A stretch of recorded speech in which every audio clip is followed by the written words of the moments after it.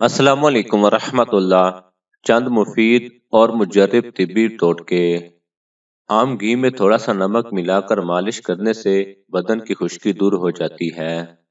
جوئیں مارنے کے لیے چکندر کے پتے ایک چٹانک لے کر انہیں ایک سیر پانی میں اچھی طرح جوش دیں، پھر اس پانی سے 2-3 روز تک سر کو دھوتے رہیں۔ اس کی تاثیر سے سر میں پڑی ہوئی جوئیں مر جاتی ہیں۔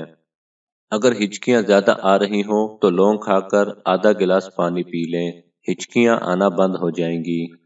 منہ کی بدبو دور کرنے کے لیے گریسلین ملے پانی سے غرارے کرنا مفید ہے۔